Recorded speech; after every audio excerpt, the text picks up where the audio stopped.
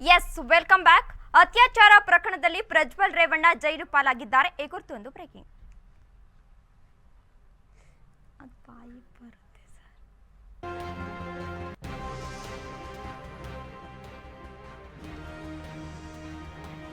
ಅತ್ಯಾಚಾರ ಪ್ರಕರಣದಲ್ಲಿ ಪ್ರಜ್ವಲ್ ರೇವಣ್ಣಗೆ ಜೈಲು.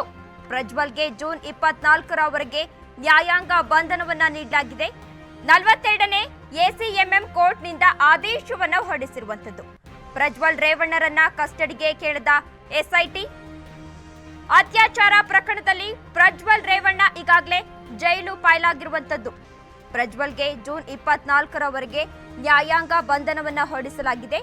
42ನೇ ಎಸಿಎಂಎಂ ಕೋರ್ಟ್ನಿಂದ ಆದೇಶವನ್ನ ಹೊರಡಿಸಲಾಗಿರುವಂತದ್ದು. ಪ್ರಜ್ವಲ್ ರೇವಣ್ಣರನ್ನ ಕಸ್ಟಡಿಗೆ ಎಸ್ಐಟಿ ಈ ಬಾರಿ ಕೇಳಿಲ್ಲ.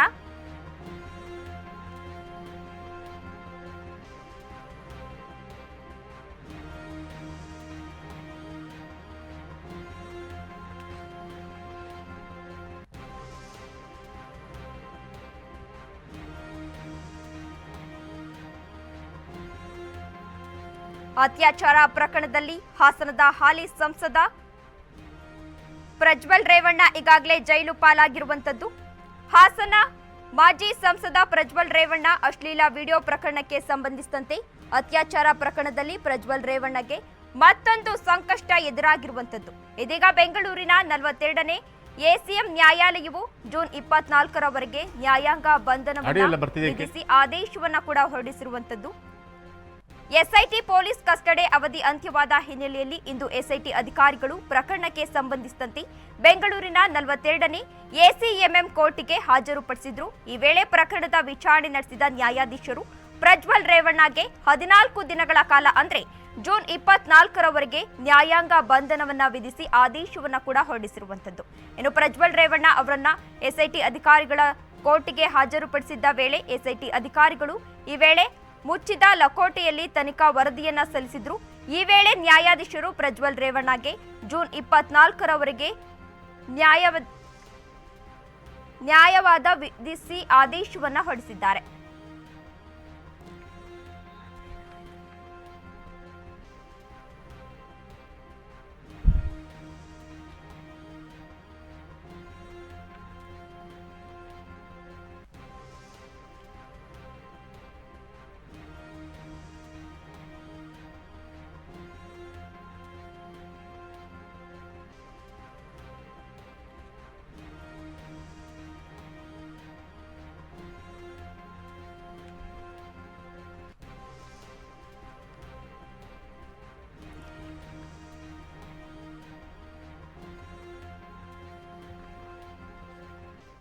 ಎಸ್ ಈ ಕುರಿತು ಹೆಚ್ಚಿನ ಮಾಹಿತಿಯನ್ನು ನೀಡಲಿದ್ದಾರೆ ನಮ್ಮ ಪ್ರತಿನಿಧಿ ಅಶ್ವಥ್. ಎಸ್ ಅಶ್ವಥ್, ಇಷ್ಟು ದಿನ ಎಸ್ಐಟಿ ಕಸ್ಟಡಿಯಲ್ಲಿದ್ದ ಪ್ರಜ್ವಲ್ ರೇವಣ್ಣ ಇದೀಗ ಜೈಲು ಪಾಲಾಗಿರುವಂತದ್ದು. ಈ ಕುರಿತು ಏನೆಲ್ಲ ಅಪ್ಡೇಟ್ಸ್ ಇದೆ ಅಶ್ವಥ್? ಆರೋಪಿ ಅಂದ್ರೆ ಪ್ರಮುಖ ಆರೋಪಿಯಾಗಿರುವಂತಹ ಪ್ರಜ್ವಲ್ ರೇವಣ್ಣ ಅವರನ್ನ ಕಳೆದ 6 ದಿನಗಳಿಂದಲೂ ಕೂಡ ಎಸ್ಐಟಿ ಅಧಿಕಾರಿಗಳು ತನಿಖೆಯನ್ನು ಮಾಡಿದ್ರು. ಇವತ್ತು ಆ 6 ದಿನಗಳ ಪೊಲೀಸ್ ಕಸ್ಟಡಿ ಇವತ್ತು ಅಂತ್ಯ ಆಗಿತ್ತು. ಹಾಗಾಗಿ ಇವತ್ತು 42 ಎಸಿಎಂಎಂ ಕೋರ್ಟ್ಗೆ ಪ್ರಜ್ವಲ್ ರೇವಣ್ಣ ಅವ್ರನ್ನ ಪ್ರೊಡ್ಯೂಸ್ ಮಾಡಲಾಗಿತ್ತು. ಅಂದರೆ ಎಸ್ಐಟಿ ಅಧಿಕಾರಿಗಳು ನ್ಯಾಯಾಧೀಶರ ಮುಂದೆ ಅವ್ರನ್ನ ಹಾಜರುಪಡಿಸಿದ್ರು. ಅದಾದ ನಂತರ ಅಲ್ಲಿ ವಾದ ವಿವಾದವನ್ನು ಆಲಿಸಿದಂತಹ ನ್ಯಾಯಾಧೀಶರು ಮತ್ತೆ ಅಂದರೆ ಎಸ್ಐಟಿ ಅಧಿಕಾರಿಗಳು ಎಸ್ಐಟಿ ಪರ ವಕೀಲರು ಮತ್ತೆ ಇವ್ರನ್ನ ಪೊಲೀಸ್ ಕಸ್ಟಡಿಗೆ ಕೊಡಬೇಕು ಅಂತೇಳಿ ಮನವಿಯನ್ನು ಕೂಡ ಮಾಡಿಕೊಂಡ್ರು. ಆ ಒಂದು ಸಂದರ್ಭದಲ್ಲಿ ಈಗಾಗಲೇ 6 ದಿನಗಳ ಕಾಲ ಪೊಲೀಸ್ ಕಸ್ಟಡಿಗೆ ನಾವು ಕೊಟ್ಟಿದ್ದೀವಿ.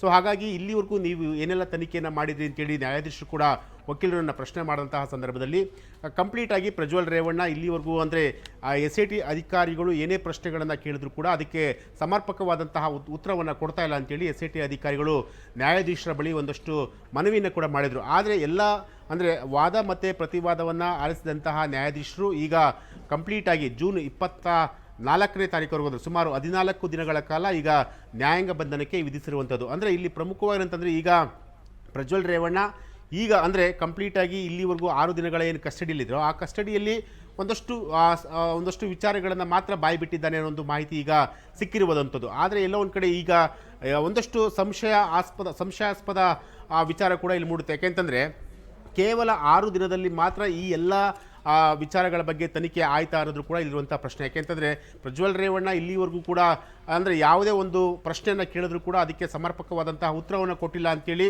ಸ್ವತಃ ಒಂದಷ್ಟು ಮೂಲಗಳಿಂದ ನಮಗೆ ಬಂದಿರುವಂತಹ ಮಾಹಿತಿ. ಆದರೆ ಈಗ 6 ದಿನಗಳ ನಂತರ ಮತ್ತೆ ಅವ್ರನ್ನ ನ್ಯಾಯಾಂಗ ಬಂಧನಕ್ಕೆ ವಿಧಿಸಿರುವಂಥದ್ದು ಎಲ್ಲ ಒಂದು ಕಡೆ ಒಂದಷ್ಟು ತನಿಖೆಯ ಹಾದಿ ಬೇರೆ ಕಡೆ ಹೋಗ್ತಾ ಇದೆಯಾ ಅನ್ನೋದು ಈಗ. ಯಾಕೆಂತಂದರೆ SIT ಅಧಿಕಾರಿಗಳಿಗೆ ಮತ್ತಷ್ಟು ದಿನಗಳ ಕಾಲ ವಿಚಾರಣೆಗೆ ಕೊಟ್ಟಿದ್ರೆ ಇದರ ಒಂದು ಸತ್ಯಾಸತ್ಯತೆಯನ್ನು ಬಯಲಿಗೆ ತರುವಂಥ ಒಂದು ಕೆಲಸವನ್ನು SIT ಅಧಿಕಾರಿಗಳು ಮಾಡ್ತಾಯಿದ್ರು.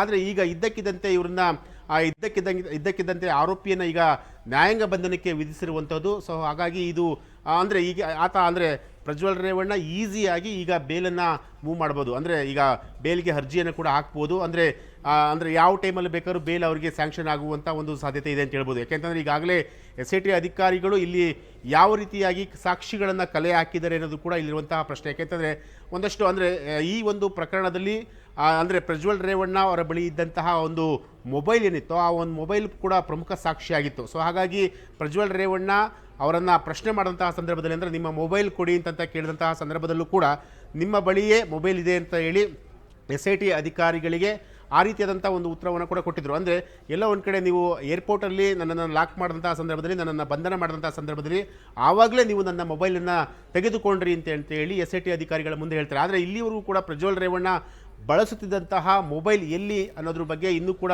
ಪತ್ತೆ ಆಗಿಲ್ಲ. ಕೇವಲ ಒಂದು ಕೀಪ್ಯಾಡ್ ಇರುವಂತಹ ಒಂದು ಮೊಬೈಲನ್ನು SIT ಅಧಿಕಾರಿಗಳ ಮುಂದೆ ಕೊಟ್ಟಿರುವಂಥದ್ದು. ಸೊ ಹಾಗಾಗಿ ಈಗ ಪ್ರಮುಖವಾಗಿ ಏನಂತಂದರೆ ಅಂದರೆ ಈಗ ಪ್ರಜ್ವಲ್ ರೇವಣ್ಣ ಅವರು ಅಂದರೆ ಒಂದಷ್ಟು ವಿಡಿಯೋಗಳು ಏನು ವೈರಲ್ ಆಯಿತು ಆ ವಿಡಿಯೋಗಳಲ್ಲಿ ಒಂದಷ್ಟು ಸಂಭಾಷಣೆ ಕೂಡ ನಡೆದಿರುವಂಥದ್ದು. ಸೊ ಹಾಗಾಗಿ ಆ ಸಂಭಾಷಣೆಯ ಒಂದು ಸ್ಯಾಂಪಲನ್ನು ಅಂದರೆ ಪ್ರಜ್ವಲ್ ರೇವಣ್ಣ ಅವರ ವಾಯ್ಸನ್ನು ತೆಗೆದುಕೊಂಡು ಒಂದು ಸ್ಯಾಂಪಲ್ಗೂ ಕೂಡ FSLಗೂ ಕೂಡ ಕಳಿಸಿರುವಂಥದ್ದು. ಸೊ ಹಾಗಾಗಿ ಇಲ್ಲಿವರೆಗೂ ಇಷ್ಟರ ಮಟ್ಟಿಗೆ ತನಿಖೆ ಆಗಿರುವಂಥದ್ದು. ಆದರೆ ಇನ್ನು ಉಳಿದಂತೆ ಒಂದಷ್ಟು ತನಿಖೆ ಕೂಡ ಆಗಬೇಕಾಗಿತ್ತು. ಆದರೆ ತನಿಖೆಯ ವಿಳಂಬ ಇಲ್ಲಿ ಕಂಪ್ಲೀಟಾಗಿ ಈಗ ಆಗಿರುವಂಥದ್ದು. ಅಂದರೆ ಕೇವಲ 6 ದಿನಗಳಿಗೆ ಮಾತ್ರ ಸೀಮಿತ ಆಗಿತ್ತು. ಯಾಕೆಂದರೆ ಈ ಪ್ರಕರಣ ತುಂಬ ಗಂಭೀರವಾದಂತಹ ಪ್ರಕರಣ, ಇಡೀ ರಾಜ್ಯ ಮತ್ತು ರಾಷ್ಟ್ರದಲ್ಲಿ ಸಾಕಷ್ಟು ದೊಡ್ಡ ಸಂಚಲನವನ್ನು ಸೃಷ್ಟಿ ಮಾಡಿದಂತಹ ಪ್ರಕರಣ. ಸೊ ಹಾಗಾಗಿ ಈ ಪ್ರಕರಣದಲ್ಲಿ SIT ಅಧಿಕಾರಿಗಳಿಗೆ ಕಂಪ್ಲೀಟಾಗಿ ಅಂದರೆ ಫ್ರೀ ಹ್ಯಾಂಡ್ ಕೊಡಬೇಕಾಗಿತ್ತು ಅಂದರೆ ತನಿಖೆಯನ್ನು ಮಾಡೋದಕ್ಕೆ. ಆದರೆ ಎಲ್ಲೋ ಒಂದು ಕಡೆ ಕೇವಲ 6 ದಿನಗಳಿಗೆ ಮಾತ್ರ ಸೀಮಿತ ಆಯ್ತಾ ಅನ್ನೋದು ಕೂಡ ಇಲ್ಲಿರುವಂಥ ಪ್ರಶ್ನೆ. ಸೊ ಹಾಗಾಗಿ ಈಗ ಏನಂತಂದರೆ ಮುಂದೆ ಏನು ಮಾಡ್ಬೋದು ಈ ಒಂದು ಪ್ರಕರಣದಲ್ಲಿ ಪ್ರಜ್ವಲ್ ರೇವಣ್ಣ ಯಾವ ರೀತಿ ಈ ಒಂದು ಕೇಸನ್ನು ಈ ಕೇಸಿಂದ ಯಾವ ರೀತಿ ಪಾರಾಗ್ಬೋದು ಅನ್ನೋದು ನೋಡಿದರೆ ಈಗಾಗಲೇ ಏನಂದ್ರೆ ಈ ಒಂದು ಕೇಸನ್ನು ಕಂಪ್ಲೀಟಾಗಿ CV ನಾಗೇಶ್ ಅಂದರೆ ಹಿರಿಯ ವಕೀಲರಾದಂಥ CV ನಾಗೇಶ್ ಅವರು ಈ ಒಂದು ಕೇಸನ್ನು ಹ್ಯಾಂಡಲ್ ಮಾಡ್ತಿರೋದು. ಸೊ ಹಾಗಾಗಿ ಈ ಕೇಸ್ಗೆ ಅಂದರೆ ಪೂರಕವಾದಂಥ ಒಂದು ಸಾಕ್ಷಿಗಳನ್ನು ಕಲೆ ಹಾಕಿದರೆ ಖಂಡಿತವಾಗಲೂ ಮುಂದಿನ ದಿನಗಳಲ್ಲಿ ಪ್ರಜ್ವಲ್ ರೇವಣ್ಣ ಅವರಿಗೆ ಈ ಪ್ರಕರಣದಲ್ಲಿ ಕನ್ವಿಕ್ಷನ್ ಆಗುತ್ತಂತೆ.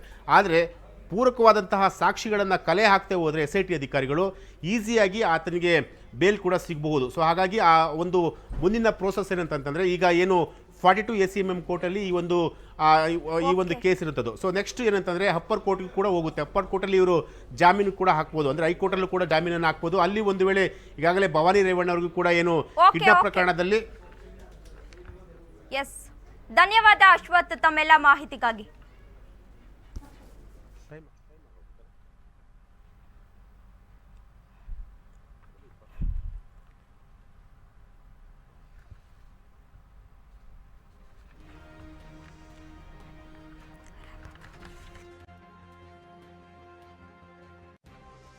ಅತ್ಯಾಚಾರ ಪ್ರಕರಣದಲ್ಲಿ ಪ್ರಜ್ವಲ್ ರೇವಣ್ಣ ಈಗಾಗಲೇ ಜೈಲು ಪಾಲಾಗಿರುವಂತದ್ದು.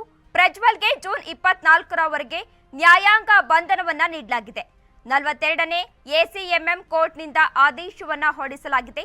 ಪ್ರಜ್ವಲ್ ರೇವಣ್ಣರನ್ನ ಕಸ್ಟಡಿಗೆ SIT ಈಗಾಗಲೇ ಕೇಳಿಲ್ಲ. ಅತ್ಯಾಚಾರ ಪ್ರಕರಣದಲ್ಲಿ ಪ್ರಜ್ವಲ್ ರೇವಣ್ಣ ಈಗಾಗಲೇ ಜೈಲು ಪಾಲಾಗಿರುವಂತದ್ದು. ಪ್ರಜ್ವಲ್ಗೆ ಜೂನ್ 24ರವರೆಗೆ ನ್ಯಾಯಾಂಗ ಬಂಧನವನ್ನ ಹೊರಡಿಸಲಾಗಿದೆ.